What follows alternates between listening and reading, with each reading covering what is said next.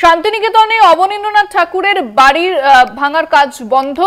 বাড়ি ভাঙার কাজ বন্ধ করলো বোলপুর পুরসভা। বাড়ি ভেঙে ফ্ল্যাট করার পরিকল্পনা ছিল প্রমোটারের। সংবাদ মাধ্যমে খবর পেয়ে বাড়ি ভাঙার কাজ বন্ধ করলো বোলপুর পুরসভা, এমনটাই জানা যাচ্ছে। শান্তিনিকেতনে অবনীন্দ্রনাথ ঠাকুরের বাড়ি ভাঙার কাজ বন্ধ। বাড়ি ভাঙার কাজ বন্ধ করলো বোলপুর পুরসভা। ফোনে রয়েছেন প্রতিনিধি মনা বীরবংশী। মনা, এই বিষয়ে কি খবর পাচ্ছ? দেখো ইন্দ্রাণী, খবর পাচ্ছি বলতে তুমি জানো যে আমরা কলকাতা টিভির পর্দায় তুলে ধরেছিলাম যে বিশেষ করে তুমি জানো যে শান্তিনিকেতনে রবীন্দ্রনাথ ঠাকুরের সম্পর্কে আত্মীয় অবনীন্দ্রনাথ ঠাকুর, প্রখ্যাত চিত্রশিল্পী, বিশিষ্ট সাহিত্যিক, তার যে বাড়ি অবনপল্লীতে, তুমি জানো যে শান্তিনিকেতনের অবনপল্লী, এবং তার যে নাম অবনীন্দ্রনাথ ঠাকুর, তার নামেই সেই পাড়া নামকরণ হয়েছে। তার বহু বছরের পুরনো বাড়ি, রবীন্দ্র যে স্মৃতি বিজড়িত বাড়ি বা ঐতিহ্য হেরিটেজের মধ্যে বলা যেতে পারে এটা অন্যতম গুরুত্বপূর্ণ একটি ঐতিহ্যবাহী বাড়ি, যে বাড়িকে কার্যত বলা যাচ্ছিল যে জমি হাঙররা, এখানকার প্রমোটাররা সেই বাড়ি রীতিমতো ভাঙচুর করছিল আর কি, মানে ভেঙে ফেলছিল।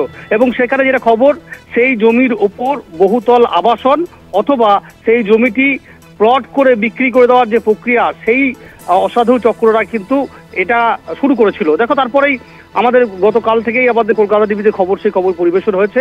এবং দেখো এই মুহূর্তে দাঁড়িয়ে সবচেয়ে গুরুত্বপূর্ণ এবং বড় খবর সেটা বলা যেতে পারে শান্তিনিকেতনের জন্য, সেটি হচ্ছে বোলপুর পৌরসভার চেয়ারম্যান পর্ণা ঘোষ সাংবাদিকদের ডেকে তিনি কিন্তু জানিয়ে দিলেন যে অবনীন্দ্রনাথের যে বাড়ি ভাঙা হচ্ছিল, প্রমোটারদের যে অসাধু যে চক্র বা অসাধু যে নজর পড়েছিল, সেটা কিন্তু বন্ধ করে দেওয়া হয়েছে। অর্থাৎ বোলপুর পৌরসভা দেরিতে হলেও অবশেষে তারা কিন্তু অ্যাকশন নিল এবং সেই বাড়ি ভাঙার যে প্রক্রিয়া কাজ প্রমোটাররা ভাঙছিল সেটা কিন্তু বন্ধ করে দিয়েছেন। ইতিমধ্যেই বোলপুর পৌরসভার চেয়ারম্যান পর্ণা ঘোষ তিনি কিন্তু বৈঠক করে, অর্থাৎ তিনি কিন্তু সংবাদ মাধ্যমকে কিন্তু জানালেন।